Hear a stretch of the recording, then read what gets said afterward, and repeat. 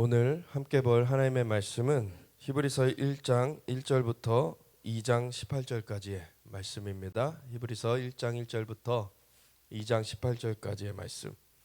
우리 함께 읽고 기도하고 나눌 텐데 하나님의 그 여호와의 은혜와 신원의 날 이라는 큰 주제 가운데 우리가 살펴가고 있습니다.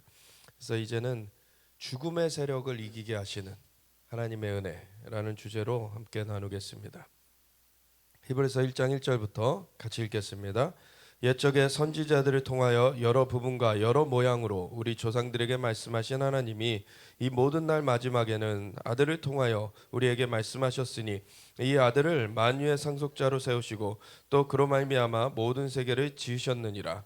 이는 하나님의 영광의 광채시요 그 본체의 형상이시라. 그의 능력의 말씀으로 만물을 붙드시며 죄를 정결하게 하시는 일을 하시고 높은 곳에 계신 지극히 크신 이의 우편에 앉으셨느니라.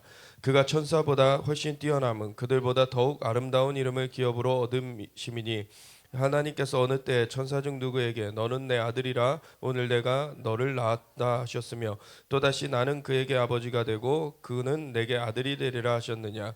또 그가 맏아들을 이끌어 세상에 다시 들어오게 하실 때 하나님의 모든 천사들은 그에게 경배할지어다 말씀하시며 또 천사들에 관하여는 그는 그의 천사들을 바람으로 그의 사역자들을 불꽃으로 삼으시느니라 하셨으되 아들에 관하여는 하나님이여 주의 보좌는 영영하며 주의 나라의 균은 공평한 균이이다. 주께서 의를 사랑하시고 불법을 미워하셨으니 그러므로 하나님 곧 주의 하나님이 즐거움의 기름을 주께 부어 주를 동류들보다 뛰어나게 하셨도다 하였고 또 주여 태초에 주께서 땅에 기초를 두셨으며 하늘도 주의 손으로 지으신 바라. 그것들은 멸망할 것이나 오직 주는 영존할 것이요 그것들은 다 옷과 같이 낡아지리니 의복처럼 갈아입을 것이요 그것들은 옷과 같이 변할 것이나 주는 여전하여 연대가 다함이 없으리라 하였느냐. 어느 때 천사 중 누구에게 내가 내 원수로 내 발등상이 되게 하기까지 너는 내 우편에 앉아 있으라 하셨느냐. 모든 천사들은 섬기는 영으로서 구원받을 상속자들을 위하여 섬기라고 보내심이 아니냐. 그러므로 우리는 들은 것에 더욱 유념함으로 우리가 흘러 떠내려가지 않도록 함이 마땅하니라. 천사들을 통하여 하신 말씀이 견고하게 되어 모든 범죄함과 순종하지 아니함이 공정한 보응을 받았거든. 우리가 이같이 큰 구원을 등한히 여기면 어찌 그 보응을 피하리요. 이 구원은 처음에 주로 말씀하신 바요 들은 자들이 우리에게 확증한 바니 하나님도 표적들과 기사들과 여러 가지 능력과 및 자기의 뜻을 따라 성령이 나누어 주신 것으로서 그들과 함께 증언하셨느니라. 하나님이 우리가 말하는 바 장차 올 세상을 천사들에게 복종하게 하심이 아니니라. 그러나 누구인가가 어디에서 증언하여 이르되 사람이 무엇이기에 주께서 그를 생각하시며 인자가 무엇이기에 주께서 그를 돌보시나이까. 그를 잠시 동안 천사보다 못하게 하시며 영광과 존귀로 관을 씌우시며 만물을 그 발 아래에 복종하게 하셨느니라 하였으니 만물로 그에게 복종하게 하셨은즉 복종하지 않은 것이 하나도 없어야 하겠으나 지금 우리가 만물이 아직 그에게 복종하고 있는 것을 보지 못하고 오직 우리가 천사들보다 잠시 동안 못하게 하심을 입은 자 곧 죽음의 고난 받으심으로 말미암아 영광과 존귀로 관을 쓰신 예수를 보니 이를 행하심은 하나님의 은혜로 말미암아 모든 사람을 위하여 죽음을 맛보려 하심이라. 그러므로 만물이 그를 위하고 또한 그로 말미암은 이가 많은 아들들을 이끌어 영광에 들어가게 하시는 일에 그들의 구원의 창시자를 고난을 통하여 온전하게 하심이 합당하도다. 거룩하게 하시는 이와 거룩하게 함을 입은 자들이 다 한 근원에서 난지라. 그러므로 형제라 부르시기를 부끄러워하지 아니하시고 이르시되 내가 주의 이름을 내 형제들에게 선포하고 내가 주를 교회 중에서 찬송하리라 하셨으며 또다시 내가 그를 의지하리라 하시고 또다시 볼지어다 나와 및 하나님께서 내게 주신 자녀라 하셨으니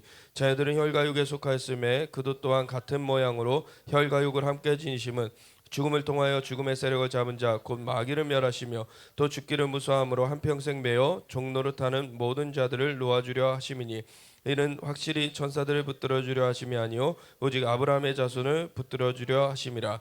그러므로 그가 범사에 형제들과 같이 되심이 마땅하도다.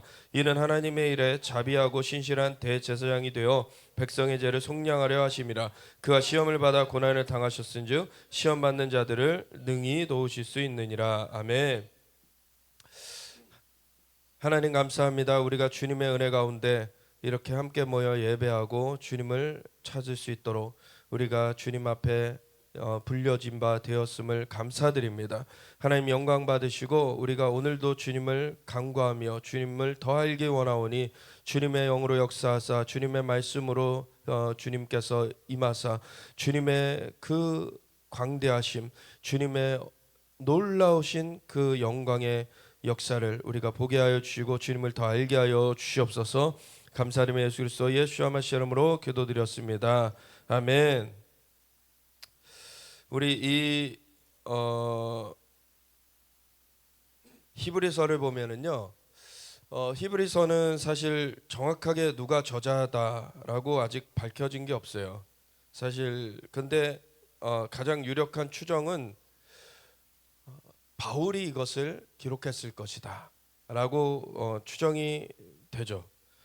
왜냐하면은 이제 여러 그 성경에 박식한 것도 있거니와 박식한 것과 함께 진짜 주님을 깊이 만난 그 정도, 그 여러 가지 요소들, 그런 쓰여진 시기나 여러 가지 요소들을 볼 때 바울이라고 사실 생각하는 것이 가장 타당하다라고 일반적으로 이렇게 공유가 되고 있습니다. 근데 그 저자가 어떻게 됐느냐, 그거를 넘어서서 이 히브리서라는 거는 굉장히 사실 방대한 구약의 성경을 이렇게 인용을 해요. 구약의 내용을 인용을 해가지고 특별히 히브리서잖아요. 그러니까 히브리인들, 그 유대인들에게 사실은 쓰는 편지, 서신인 거죠. 그래서 유대인들이 율법에 정통한 자들 아닙니까? 구약에 아주 정통한 자들이죠. 그 구약에 정통한 자들에게 예수님의 그 하나님의 아들 되심, 예수님의 구원자 되심, 예수님의 그 하메시아, 그 메시아 되심을 알려주기 위하여서 여러 가지 구약의 내용을 끌어다가 이것이 예수님을 말한 것이다, 이것을 계속해서 지칭해주고 있는 것이 이 히브리서예요. 그래서 중간에 보면은 대제사장에 대한 것도 언급하기도 하고, 그 제사장이면서 또 그 예물이 되어 주신, 그 대속 제물이 되어 주신 분이다라는 것도 언급하고, 여러 가지 그 주는 또 믿음의 주요 온전하게 하시는 이다. 주님에 대해서 여러 가지 방면으로 이렇게 조명해 주고 있는데, 이 히브리서 1, 2장은 그것을 이야기를 시작하는 그런 도입부죠. 사실 그 도입부에 뭐라고 말하고 있냐면, 옛적의 선지자들을 통하여 여러 부분과 여러 모양으로 우리 조상들에게 말씀하신 하나님이, 조상들에게 선지자를 통하여서 여러 부분과 여러 모양으로 우리 조상들에게 말씀하신 하나님이, 이 하나님께서 이 예수님이 오시기 전까지는 많은 선지자들을 일으키셨어요. 아브라함도 선지자였고, 아브라함 이후에 뭐 이삭도 사실 야곱도 다 하나님의 음성을 듣고 전달하는 그 선지자와 같은 직임을 감당했죠. 그리고 요셉도 그렇다라고 볼 수 있고, 그 이후에 사실 400년 동안의 종살이, 애굽에 종살이하고 나서 이 백성들이 부르짖을 때에 일어났던 모세와 같은 사람도 선지자였어요. 그래서 하나님께서 선지자라는 것은 하나님의 입술이 되어지는 거죠. 그래서 하나님께서 그를 통하여서 하나님이 백성들에게 하시고자 하시는 말씀을 전달되게 하셨어요.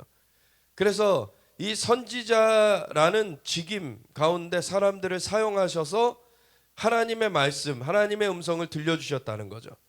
그렇게 해오셨는데, 근데 이 모든 날 마지막에는 아들을 통하여 우리에게 말씀하셨으니 이제는 다른 어떻게 보면 커뮤니케이션 방식이 생긴 거예요.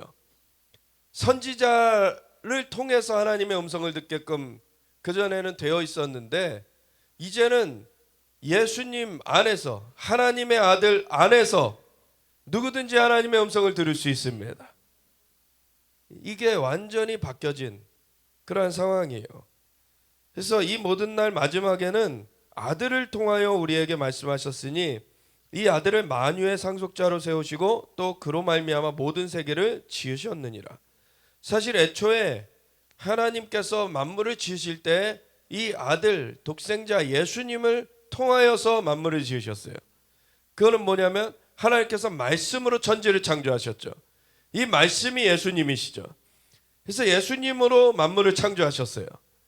그래서 예수님으로 만물이 창조됐는데 그 예수님이 또한 만물의 상속자예요. 만유의 상속자. 그래서 에베소서 1장 10절에 보면은 하나님께서는 하늘에 있는 것이나 땅에 있는 것이나 그리스도 안에서 통일되게 하려 하십니다. 그 예수님 수중으로 다 들어오기를 하나님은 원하시는 거죠. 그러면 예수님이 길이요 진리요 생명이 되시는 분, 예수님이 우리의 의가 되시고 영원한 생명, 영원한 상급이 되시는 분이시죠. 그래서 예수님만이 온전하시고 예수님을 벗어나면 사실은 온전치 못한 그 불법한 가운데 있게 되는 그러한 것이 되죠.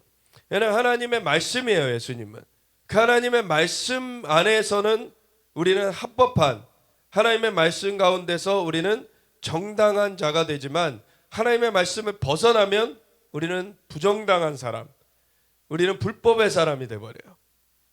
인간이란 존재가 그렇게 되는 거죠. 그래서 원래는 하나님의 말씀이 천지를 창조하셨고, 그리고 천지를 창조하신 가운데 마지막 순간에 인간을 만드셔가지고 에덴의 동산에 두시고서 하나님은 교제를 하셨고, 그리고 한 가지 다 누리는데 한 가지만 하지 말아라. 그 선악을 알게 하는 나무의 열매는 먹지 말아라. 그걸 먹으면 너희가 반드시 죽는다. 왜냐하면 그 선악을 알게 하는 나무의 그 효과 자체, 그거 자체가 사람을 좀먹는 것이기도 하면서 사실 근원적으로 뭐냐면 하나님의 말씀을 벗어나는 것이 사람이 생명을 떠나게 되는 일인 거예요. 하나님의 말씀을 벗어나는 것이 사실은 그 보호를 떠나게 되는 것입니다. 하나님께서 말씀하신 것, 말씀으로 모든 걸 창조하셨고 말씀으로 질서를 세우셨어요. 그래서 말씀으로 태양을 지구가 공전하게 법칙을 세우셨죠. 그리고 지구를 달이 공전하게 법칙을 세워 놓으셨어요.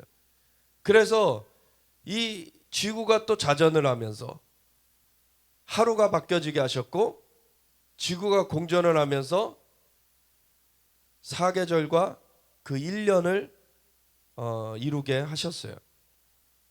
그래서 이러한 모든 것들이 그러한 대상 자체가 하나님의 말씀으로 이루어진 것이면서 대상들 간의 관계, 대상들 간의 그 인력의 법칙이라고 그러죠. 만유 인력의 법칙.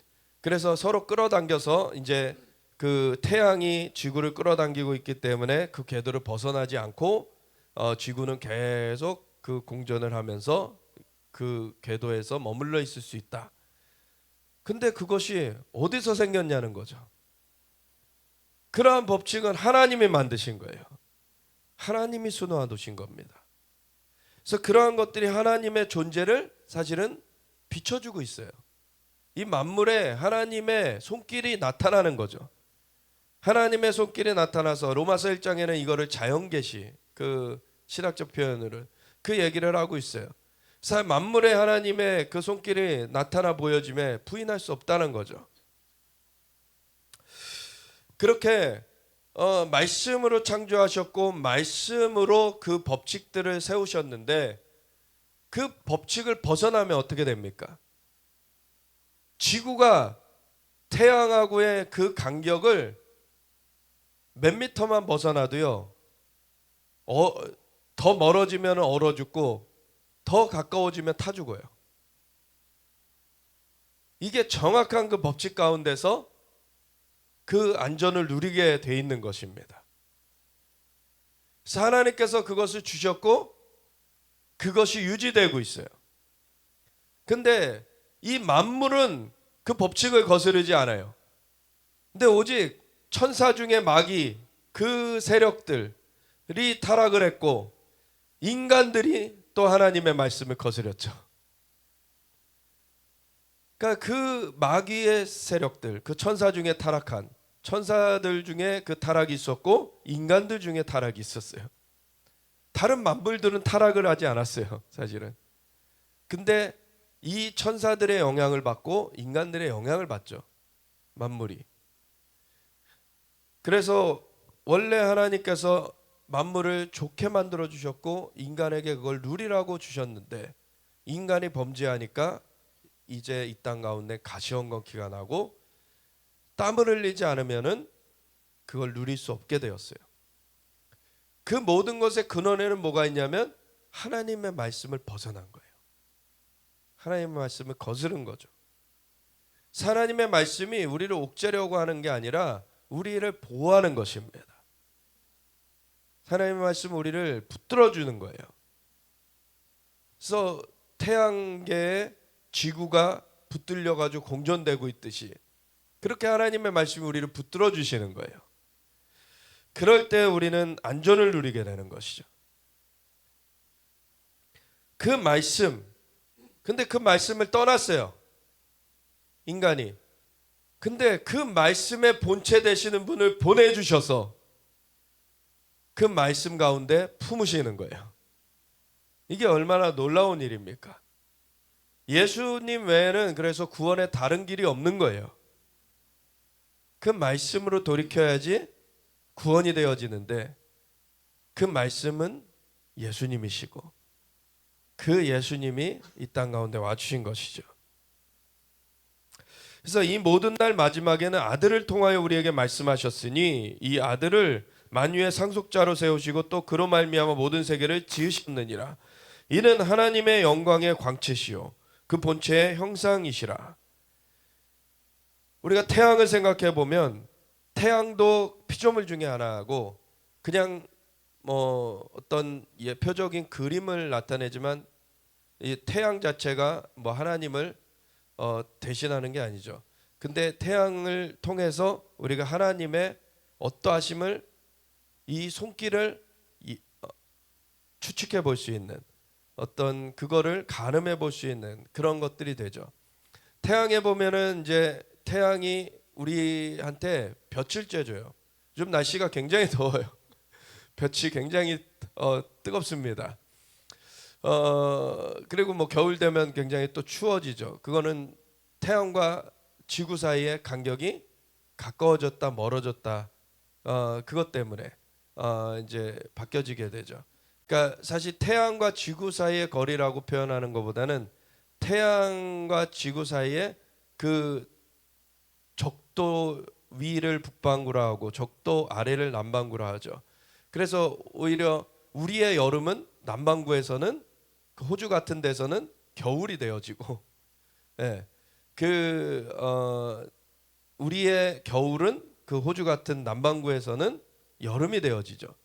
예, 이 자전축이 이렇게 기울어져 있는데 그 기울어져 가지고 돌고 있는데 이 자전이 되면서 또 공전이 돼요. 그러면 어떤 때에는 북반구가 태양을 향해 있는 그런 시즌이 있고 어떤 때에는 남반구가 태양을 향해 있는 시즌이 있어요. 그래서 이렇게 태양을 중심으로 와서 이렇게 기울어져 있다 했을 때 이쪽에 있을 때는 북반구가 태양을 향해 있는데 이렇게 있을 때 이쪽에 있을 때는 남반구가 태양을 향해 있죠. 그런 식으로 계절이 바뀌게 되죠. 그래서 태양과 가까이 있는 쪽이 어쨌든 볕을 더 많이 받기 때문에 더 뜨거워요. 태양과 멀어 있는 그쪽은 볕을 더 적게 멀리서 받기 때문에 더 추워져요. 그렇게 돼요. 그러니까 태양이 빛을 주는 거죠. 태양이 볕을 주는 거예요. 그래서 태양이 열을 주는 거죠, 정확하게 말하면.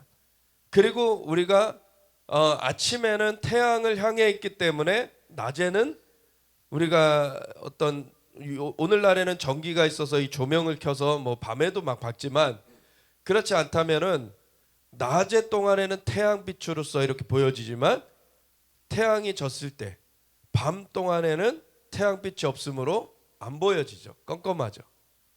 이렇게 태양에서는 빛도 우리에게 주어지고 태양에서는 열도 우리에게 주어져요. 그러한 것처럼 한 태양인데 빛을 주는 것이 있고 열을 주는 것이 있다는 거예요. 예를 들어 이런 거예요. 성부 하나님이 계신데 성부 하나님과 성자 예수님과 성령 하나님이 한 분이세요. 근데 한 태양 안에서 태양이 저기 모습이 있으면서 또 우리에게 빛이 오고 열이 오는 것처럼 그 한 하나님이신데 예수님은 하나님의 빛이라고 표현이 보통 돼요. 그리고 성령님은 하나님의 열, 그 하나님의 그 성령의 불 얘기를 많이 하죠. 바람으로 표현하기도 하고 여러 가지 비둘기라고 표현하기도 하고 여러 가지 표현들이 있지만 그 중에 또 대표적인 표현이 하나님의 불이에요. 그래서 하나님 창조주 그 영광의 왕 되신 하나님은 태양과 비교할 수 없지만 마귀는 그 태양과 비교할 수 없지만 태양에도 하나님의 어떤 손길이 나타나 있는 것을 그걸 가지고서 사람들을 속여가지고 태양을 우상 숭배하도록 태양을 신격화하도록 만들어버렸죠. 태양이 우리에게 굉장히 큰 역할을 합니다. 태양으로부터 오는 빛이 없으면 우리가 어둠 가운데 살게 되고 태양으로부터 오는 열이 없으면 얼어 죽게 돼요. 그래서 태양에서 오는 그 빛과 열이 있어야지 우리는 살 수 있게끔 되어 있어요. 근데 그거는 태양 자체가 주는 것이 아니라 사실은 태양을 만드신 하나님이 주시는 거죠. 태양을 하나님 만드셨고 그렇게 태양으로부터 공급을 받도록 그 법칙을 정하신 것은 하나님이세요.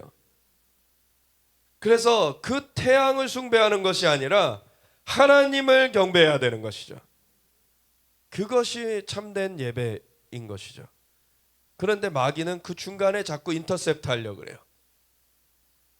사실은 선악과의 그 얘기도 인간이 이미 하나님의 형상과 모양대로 만들어졌는데 그 하나님과 이미 교류하는 존재인데 그거를 막아놓으려고 너가 이 선악과를 먹으면 하나님과 같이 될까봐 너 못 먹게 한 거야 라고 이간을 해가지고 거짓말을 해가지고 그 직접 말씀을 듣지 않은 그 직접 말씀을 들은 아담으로부터 건네들은 하와를 속여가지고 범죄하게 만든 것이죠.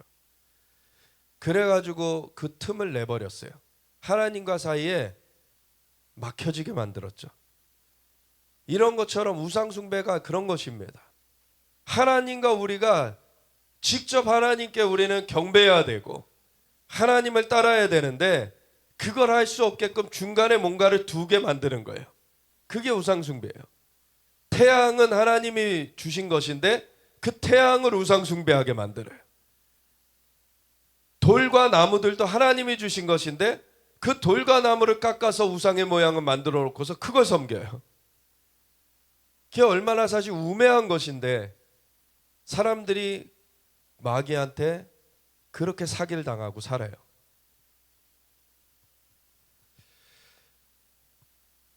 여기 보면 예수님이 하나님의 영광의 광채십니다. 그 하나님의 빛이 되시는 분이세요. 그 예수님을 그래서 영접해야 되는 것이죠. 그리고 그 본체의 형상이라 하나님과 하나이신 분이시죠.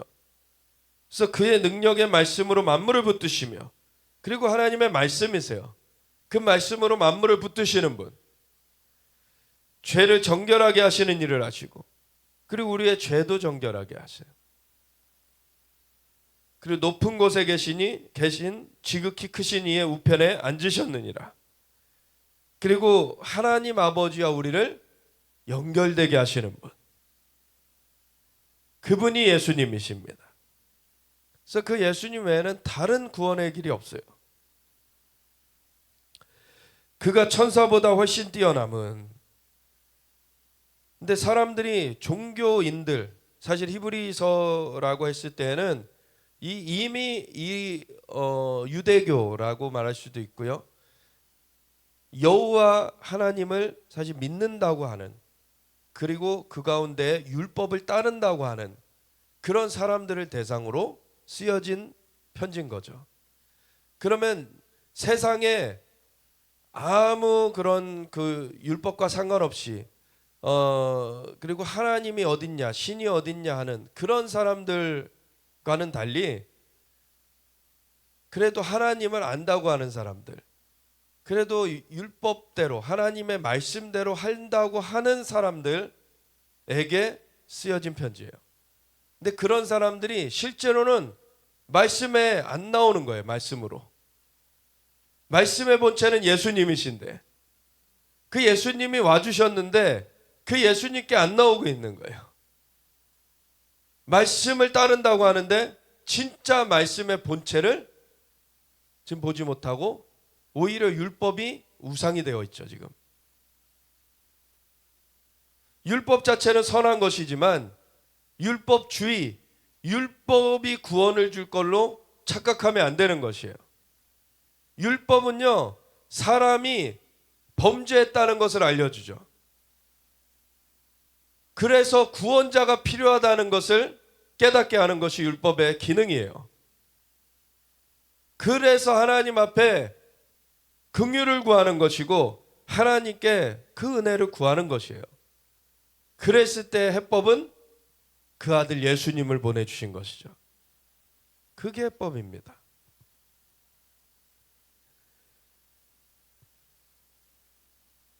어떤 사람은 천사를 너무 뛰어나게 생각하고 이 예수님은 그냥 저기 요셉네 집안에서 난 그냥 한 사람 아니냐 이렇게 격화시켜서 생각했어요. 그런데 그가 천사보다 훨씬 뛰어남은 그들보다 더욱 아름다운 이름을 기업으로 얻으심이니 하나님께서 어느 때 천사 중 누구에게 너는 내 아들이라 오늘 내가 너를 낳았다 하셨으며 시편 2편에 나오는 말씀이죠. 그리고 나는 그에게 아버지가 되고 그는 내게 아들이 되리라 하셨느냐 사무엘하 7장 14절. 또 그가 맏아들을 이끌어 세상에 다시 들어오게 하실 때에 하나님의 모든 천사들은 그에게 경배할지어다 말씀하시며 시편 97편 7절. 또 천사들에 관하여는 그는 그의 천사들을 바람으로 그의 사역자들을 불꽃으로 삼으시느니라 하셨으되 시편 104편 4절. 그래서 천사들은 여러 가지 표현들이 있어요. 바람, 그 천사들을 바람으로 그의 사역자들을 불꽃으로 삼으셨느니라 이런 말씀도 있고, 근데 천사들에게 내 아들이다, 오늘날 내가 너를 낳았다 이런 말 해준 적 없다는 거죠.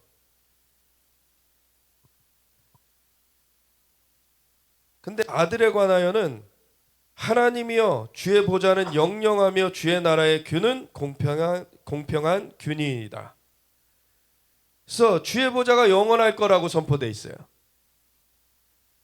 주께서 의를 사랑하시고 불법을 미워하셨으니 그러므로 하나님 곧 주의 하나님이 즐거움의 기름을 주께 부어 주를 동류들보다 뛰어나게 하셨도다 하였고, 그래서 시편 45편 6절부터의 말씀이고요.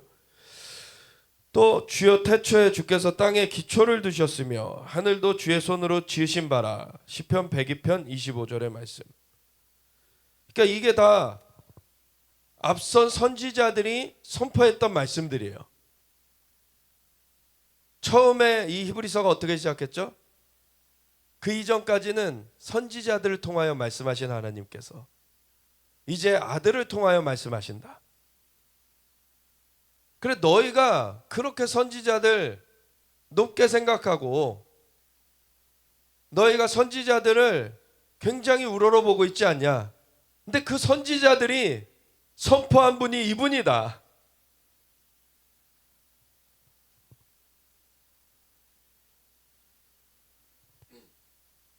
또 주여 태초에 주께서 땅에 기초를 두셨으며 하늘도 주의 손으로 지으신 바라 시편 102편 25절 말씀이라 그랬고, 그것들은 멸망할 것이나 오직 주는 영존할 것이요 그것들은 다 옷과 같이 낡아지리니 의복처럼 갈아입을 것이요 그것들은 옷과 같이 변할 것이나 주는 여전하여 연대가 다함이 없으리라 하였으나 하나님 우리 하나님의 아들 우리 주 예수님께서는 그 지위가 영원히 변치 않는 우리의 주권자, 주의 보좌는 영원한 그 주권자 되시는 분이십니다. 그렇게 말씀이 선포됐는데 어느 때 천사 중 누구에게 내가 내 원수로 내 발등상이 되게 하기까지 너는 내 우편에 앉아있으라 하셨느냐. 시편 110편의 말씀이죠. 이거는 사도행전 2장의 베드로의 설교에도 인용된 말씀이고 다윗이 쓴 시편이고 다윗은 선지자 왕이었죠. 그래서 다윗은 이 이스라엘 백성들 히브리인들이 가장 우러러보는 그 자 중에 하나예요. 아브라함 그리고 모세, 다윗 이런 인물들이 대표적 인물들. 그런데 이 다윗은 선지자일 뿐만 아니라 왕이었던 자죠. 그래서 이런 그 선지자이자 왕인 이런 개념이 사실은 그 뒤에 계속 선지자들에 의해서 선포되는 그 메시아에 대한 그 구원자에 대한 그러한 선포로서 계속 나와요. 특별히 왕에 대한 개념이 이제 강하게 선포되죠. 메시아에 대해서. 그래서 그 전에 선지자들은 선지자 하나님의 말씀을 대언하는 자이지만 그 선지자들이 그 메시아가 되진 않아요.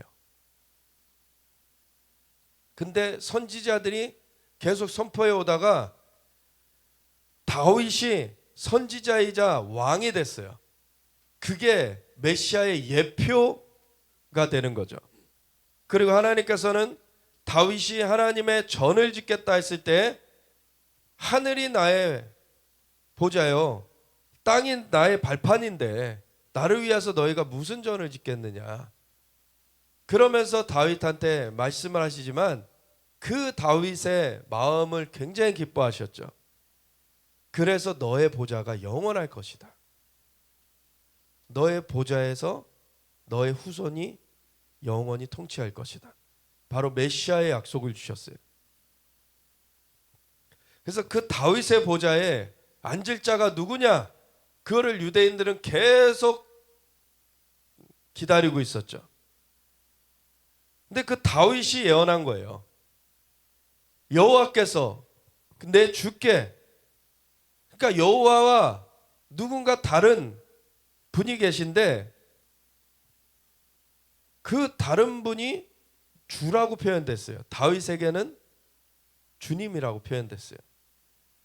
그러니까 굉장히 뭔가 다윗도 우러러보는 대상이고, 그런데 여호와께서 그분에게 얘기하시는 게 내가 너의 원수들로 너의 발판 되게 하기까지는 내 우편에 앉아 있으라.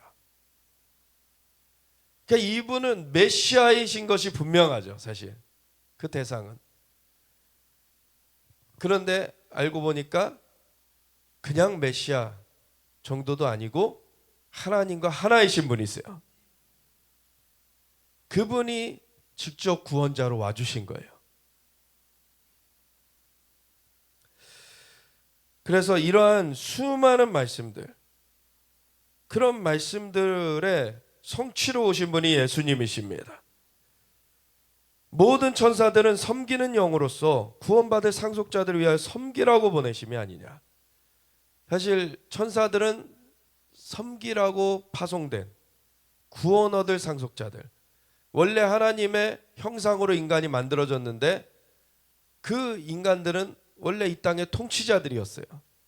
천사들도 그 아래서 사실 수종들던 섬기던 그런 자들이고, 원래 천사들이 먼저 만들어졌지만 하나님의 형상을 가지고 만들어지진 않았습니다. 근데 인간은 하나님의 형상과 모양대로 만들어졌어요. 그러니까 하나님의 상속자들, 하나님의, 그렇다고 하나님이 뭐 영존하시기 때문에 뭐 사라지실 일은 없지만 하나님의 어떤 유업을 받는 자들, 하나님의 기업을 이어가는 자들, 그런 자들이죠. 그런데 범죄하여서 그게 끊어져 버렸어요. 근데 하나님의 독생자, 하나님과 하나이신 그분이 오셔서, 그분은 또한 말씀이신데 말씀이 육신돼서 오셔서 이 땅 가운데 인간의 몸을 입고서 인간을 대신하여서 대속을 이루셨기 때문에 우리가 다시 말씀 안에 거하게 됐어요. 그렇게 되면은 그게 또 다른 표현으로는 구원이라 그러고, 그 구원을 얻은 상속자들을 위하여 다시 천사들이 섬겨요. 천사들은 그렇게 섬기라고 보내심을 받은 그런 존재들이 천사입니다. 그러므로 우리는 들은 것에 더욱 유념함으로 우리가 흘려 떠내려가지 않도록 함이 마땅하니라. 이런 예수님 그 구원자 되심, 예수님의 그 선지자들이 이미 선포했던 대로 그렇게 하나님의 아들 되시고 우리의 구원자 되시는 그 예수님, 그 예수님이 와주셨기 때문에 이 구원이 지금 우리에게 임하였다. 그래서 그걸 들은 것을 더욱 유념함으로 우리가 흘려 떠내려가지 않도록 함이 마땅하니라. 이게 어떠한 큰 사건인지 그걸 짚어주는 거예요. 다시 천사들을 통하여 하신 말씀이 견고하게 되어 모든 범죄자가 순종하지 아니함이 공정한 보응을 받았거든. 천사들을 통하여 전달된 말씀도 어기면은 심판이 있었죠. 근데 베데스다 연못 얘기를 아시잖아요. 베데스다 연못가에 38년 된 안진뱅이가 있었어요. 근데 베데스다 연못은 한 번씩 천사들이 와가지고 물을 동하게 해요. 그럼 천사들이 와가지고 한번 터치를 하면은 그 다음에 제일 처음 들어간 사람이 치유가 돼. 그런데 이 안진뱅이는 그 서로 들어가려고 경쟁하는 가운데 아무도 도와주는 이 없어서 거기서 처음 들어갈 수가 없는 거죠. 그래서 38년 된 병자인데 고침을 못 받고 있어. 근데 말씀이 육신돼서 오신 예수님이 이 안진뱅이를 찾아가시죠. 그리고서는 그 대화를 나누셨을 때 이 안진뱅이가 그걸 토로하잖아요. 아무도 날 도와주는 이가 없어서 내가 고침을 못 받고 있습니다. 근데 예수님은 뭐라 그러십니까? 내 자리를 들고 일어나 걸으라. 그분이 말씀이십니다. 말씀이 창조를 이뤘고, 그리고 말씀이 법칙을 이뤘고, 말씀이 생명을 부여했습니다. 그 말씀이 찾아오셔서 선포하신 대로 그는 바로 즉각적으로 일어나 자리를 들고 걷고 뛰며 하나님을 찬양하는 거죠. 이게 구약과 신약의 차이예요. 구약에서는 선지자들 통하여서 말씀이 어떻게 보면 찔끔찔끔 주어졌어요. 물론 모세오경 엄청난 분량입니다. 그런 것이 주어졌어요. 그렇지만 하나님의 아들, 말씀의 본체, 그분을 표현하는 것이 얼마나 그것 가지고 되겠습니까? 예수님은 어떠한 책을 얼마의 분량을 가져다 둔다 할지라도 다 표현되실 수가 없어요. 사실 예수님 말씀의 본체이시기 때문에. 그래서 천사들이 하나님의 말씀을 들고 전달해 주기도 하고, 그래서 가브리엘이 찾아오기도 하죠. 스가랴에게 찾아와 가지고 아들이 있을 것이다, 그 말씀을 전해주기도 하고, 이제 마리아에게 찾아가 가지고 아들이 있을 것이다. 그래서 침례 요한이 태어날 것, 그리고 예수님이 태어나실 것에 대해서 전달했어요. 그때까지 그와 같이 그 전에 많은 그 천사들의 방문들이 시대마다 있어 왔고 그걸 통해서 하나님의 음성을 전달받았었어요. 그런 일들이 있었는데 이제는 큰 구원이 이루어졌어요. 예수님, 그 말씀의 본체, 그분이 오셔가지고 그 본체 가운데 사람들이 안겨지게 되었어요. 우리가 이같이 큰 구원을 등한히 여기면 어찌 그 보응을 피하리요. 이 구원은 처음에 주로 말씀하신 바요. 예수님이 직접 오셔서 말씀을 주셨고 그리고 들은 자들이 우리에게 확증한 바니 이 들은 자들이 우리에게 확증했다라는 걸 보면은 이게 12사도 중에 기록된 것은 아니다라는 걸 알 수 있어요. 그러니까 12사도는 아닌데 정말 성경을 기록할 정도로 그렇게 특줄 났던 인물은 사도 바울이었죠. 그러니까 사도 바울이라고 이렇게 추측을 하는 거죠.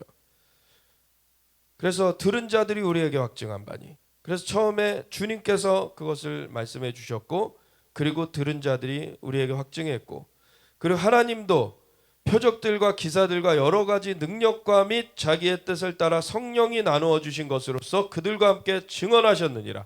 아멘. 하나님께서 주님의 그 주님 되심, 그 말씀이 육신돼서 오신 그 예수님의 그 구원자 되심, 그분이 우리의 주님이시다라는 것을 증언하는 그 가운데에 표적들을 주시고 기사들을 주시고 여러 가지 능력을 풀어주시고 그 뜻을 따라서 성령에 나누어 주신 것으로서 함께 증언되게 하시는 그 은혜가 있습니다. 그래서 나한테 은사가 나타나야 예수님을 증언하는 게 아니라 예수님을 증언하다 보면 은사들이 계속 풀어져요. 그래서 은사만 받고자 은사를 쫓으면은 그걸 가지고 이상한 짓 하다가 타락하는 경우들이 생기고 예수님을 따르면 예수님을 따라서 증거하다 보면 은사들이 따라옵니다. 그렇게 돼야 되는 거죠. 하나님이 우리가 말하는 바 장차올 세상을 천사들에게 복종하게 하심이 아니니라. 그러나 누구인가가 어디에서 증언하여 이르되 사람이 무엇이기에 주께서 그를 생각하시며 인자가 무엇이기에 주께서 그를 돌보시나이까. 그를 잠시 동안 천사보다 못하게 하시며 영광과 존귀로 가는 씌우시며 만물을 그 발 아래 복종하게 하셨느니라 하였으니 이것은 시편 8편 4절의 이하의 말씀입니다. 만물로 그에게 복종하게 하셨은즉 복종하지 않은 것이 하나도 없어야 하겠으나 그러니까 하나님의 그 법칙은요 예수님께 모든 만물이 복종되게 만드셨어요. 근데 이 천사 중에서 타락했고 인간 중에서 타락해서 하나님께 복종치 않는 일이 생겼어요. 예수님께 복종치 않는 일. 그래서 지금 우리가 만물이 아직 그에게 복종하고 있는 것을 보지 못하고 이거는 다른 그런 어떤 뭐 태양이 지금 빛을 안 내고 있거나 아니면 지구가 뭐 공존하기를 파업을 했다거나 그렇지 않잖아요. 사람이 지금 그 해야 될 걸 안 하고 있는 거죠. 하나님의 말씀대로 안 하고 있는 거죠. 근데 사람을 이 땅에 통치자로 세워놨기 때문에 사람이 안 하는 것 때문에 피조물들도 함께 고통당해요. 그래서 만물이 지금 신음하고 있다고. 피조물들이 고통 가운데 신음하고 있는데 하나님의 아들들이 나타나기를 고대하고 있다. 그것은 썩어짐의 종로로 타는 데서 해방돼서 하나님의 영광의 아들의 그 하나님의 아들의 영광의 자유함에 이르길 원하면서 그래서 예수님의 품 안에서야지만이 그것이 회복되고 자유케 되는 거예요. 하나님의 아들들이라고 불려지는 것은 하나님의 영으로 인도함을 받는 자들이 하나님의 아들이라. 예수님으로 말미암아 죄가 사함받고 예수님은 구세주의 주님으로 영접한 자들로서 죄사함 받아서 그 성령님이 임하심으로 말미암아 성령의 역사하심으로 거듭난 그 새로운 영으로 이제 살아가는 성령님과 함께 성령님의 인도하심을 따라가는 그러한 자들이 하나님의 아들들이죠. 그러한 자들이 다시 일어나야지 피조물들도 썩어짐의 종노릇하는 데서 해방된다. 그래서 하나님의 아들의 영광에 자유에 이르게 된다. 그렇게 되게 하기를 하나님은 정하셨어요. 인간이 그 사이에 변화되어야 되는 거죠. 그래서 오직 우리가 천사들보다 잠시 동안 못하게 하심을 입은 자, 곧 죽음의 고난 받으심으로 말미암아 영광과 존귀로 관을 쓰신 예수를 보니. 왜 이렇게 됐어요? 원래는 하나님이 하나님의 형상과 모양으로 인간을 만들어 주셨기 때문에 통치자들로서 살았어야 되는 인간이 범죄하였기 때문에 그 죄값을 치르지 않으면은 건져내지지 않기 때문에 예수님께서 만물의 창조주시고 만물의 주권자신데 그분이 친히 인간의 몸을 입고 와주셨다. 이것이 놀라운 하나님의 은혜죠. 그래서 천사들보다 잠시 동안 못하게 하심을 입었다. 곧 죽음의 고난 받으심으로 말미암아. 천사들은요 죽음을 겪지 않죠. 인간들은 몸을 입은 상태에서 범죄하였기 때문에 그 몸의 죽음을 겪어요.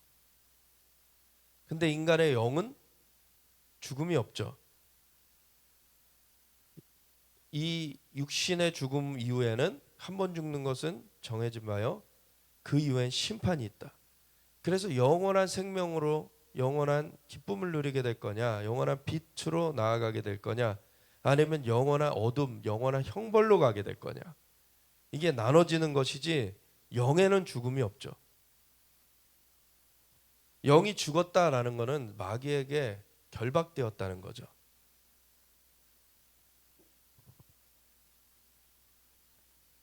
그래서 예수님은 일부러 육신을 입고 와주셨어요. 그 죽음에 이 육신의 죽음도 있지만 사실 육신 가운데 이 호흡을 갖고 있는 동안에 하나님께로 돌이켜야 그 영이 다시 살려진 바 되어서 그 이후의 심판, 한 번 죽는 것은 사람에게 정해진 바요. 그 후엔 심판이 있다. 그 심판 가운데 영원한 생명으로 갈 수 있기 때문에 그 육신을 입고 예수님이 오셔서 육신 가운데 죄를 정하여 주셨어요.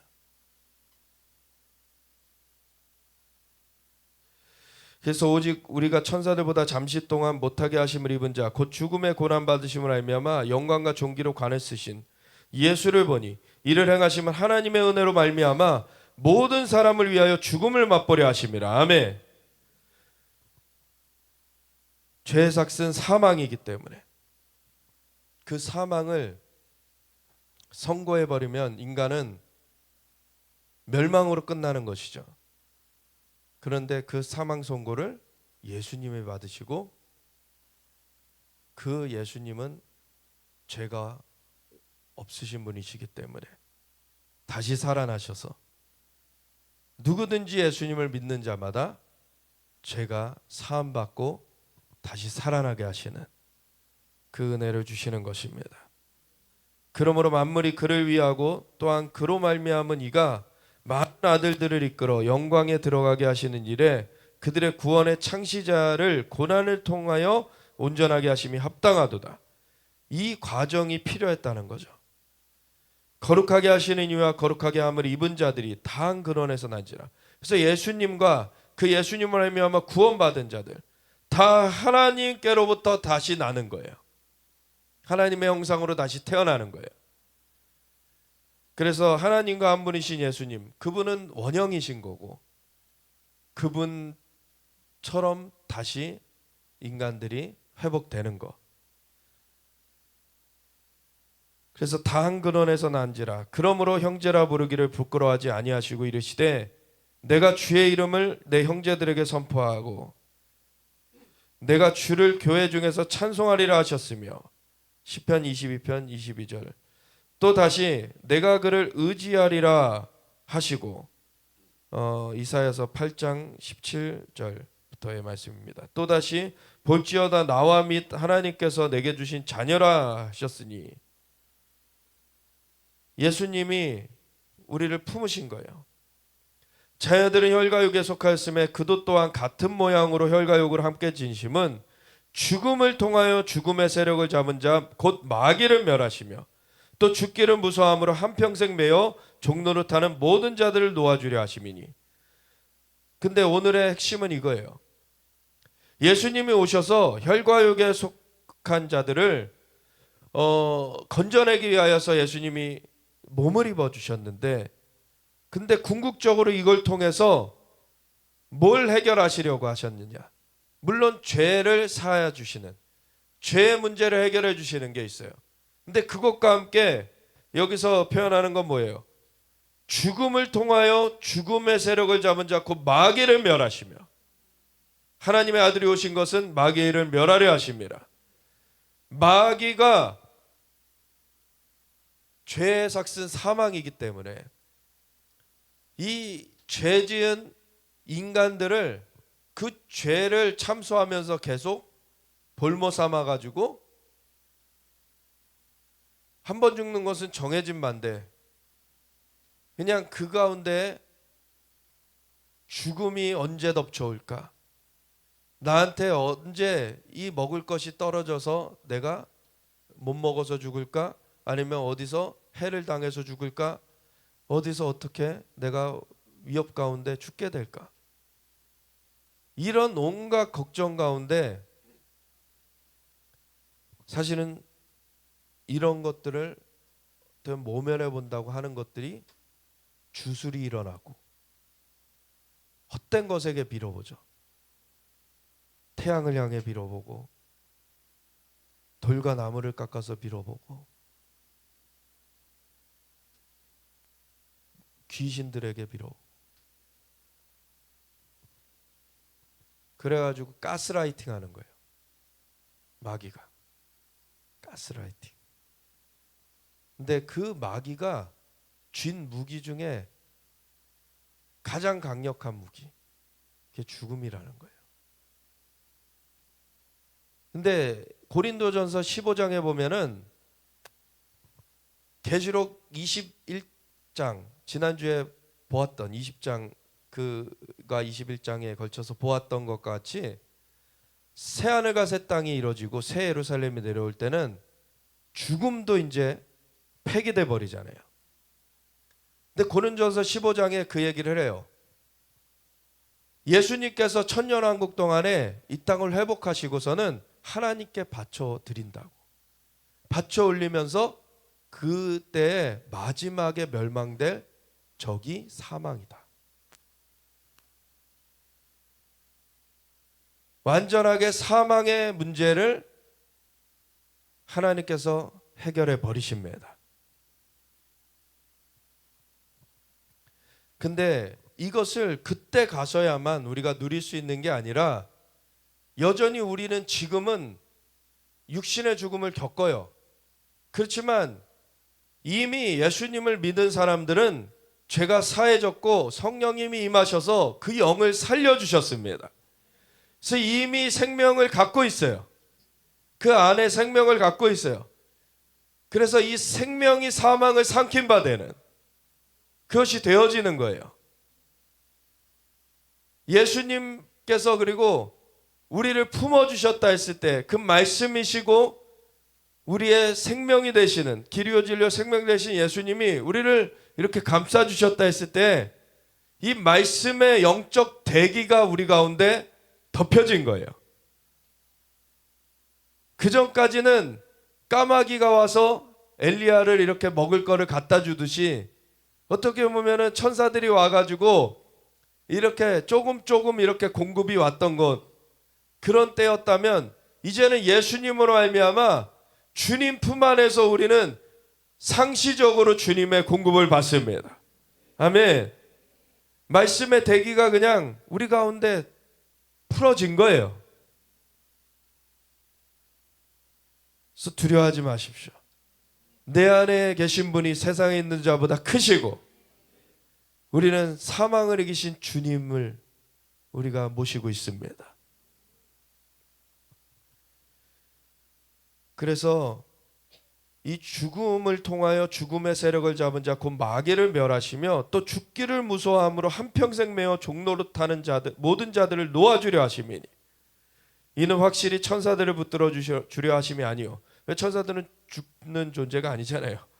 오직 아브라함의 자손을 붙들어 주려 하심이라. 그러므로 그가 범사의 형제들과 같이 되심이 마땅하도다. 이는 하나님의 일에 자비하고 신실한 대제사장이 되어 백성의 죄를 속량하려 하심이라. 그가 시험을 받아 고난을 당하셨은즉 시험 받는 자들을 능히 도우실 수 있느니라. 아멘. 예수님이 육신을 입어주신 것은 반드시 있어졌어야 되는 하나님의 구원의 그 방편이었어요. 예수님 말씀이 육신돼서 오시지 않으셨다면 우리는 건진받을 수 없는 것이죠. 말씀이 육신을 입어서 오셨기 때문에 우리는 그 말씀이 또한 우리 인간의 몸을 입고서 인간을 대신하여서 십자가에 달려 돌아가셔서 그 죄값을 치러주셨기 때문에 누구든지 예수님을 믿는 자마다 그 주님 품 안에서 죄를 사함받은 자로서 인정될 수 있게 하셨어요. 주님이 선불하신 거죠. 선불하셔서 우리가 죽음으로 갚지 않아도 돼요. 이제 주님 품 안에서 우리는 생명을 누리는 거예요. 아멘. 이것이 얼마나 놀라운 은혜입니까? 그래서 이 은혜가 풀어졌어요. 그리고 주님은 다시 오십니다. 심판의 주로서. 그때는 그 은혜 가운데 있는 자들은 건지시고 은혜를 거절한 그 은혜 밖에 남아있는 자들은 심판하시는 그런 알곡과 쭉정이를 갈라내시게 되죠. 오늘날에 예수님을 믿는다고 하면서도 진짜 예수님을 이런 주님 하나님의 아들 되시고 진짜 우리가 그 하나님의 말씀으로 온전하게 따라야 되는 그러한 분으로서 여기지 않고 예수님을 믿는다 그러면서도 세상에서 자기 원하는 대로 말씀을 떠나서 살아요. 그는 예수님을 믿는 게 아니죠. 예수님의 품을 지금 떠나 있는 것입니다. 예수님의 품 안에서 우리가 보호되는 것이고 예수님의 품 안에서 생명을 누리는 것이고 죽음을 이기는 것입니다. 죽음이 우리를 엄습하지 못하는 거예요. 자연적인 죽음을 겪더라도 그것은 영원한 죽음이 아닙니다. 영원한 생명을 우리가 이미 얻었고 그리고 우리의 죽을 몸도 예수님의 다시 오시는 날에 다시 살려내십니다. 우리 함께 기도할 때 하나님 정말 우리 주 예수님께서 얼마나 놀라운 분이신가. 우리에게 이 은혜를 베풀어 주시고 정말 만물보다 크신 주님께서 우리를 위하여서 그 모진 고난을 겪으시며 인간을 대신하여서 십자가 형벌까지 조롱과 침뱉음과 그 못 박히심까지 다 겪으시면서 우리를 품어주셨는데 하나님 주를 떠나서는 구원의 다른 길이 없습니다. 오직 주님을 더 알길 원하고 주님을 증거하는 자들 되어지기 원합니다. 주님을 증거할 때 주님은 기사와 표적으로 하나님 성령의 은사들로서 하나님 역사하십니다. 하나님 주님의 증인들로서 하나님의 아들들로서 하나님의 자녀들로서 하나님 강건하게 서게 하여 주시옵소서. 우리가 이것에 주여 외치면서 같이 기도하며 나아가겠습니다. 주여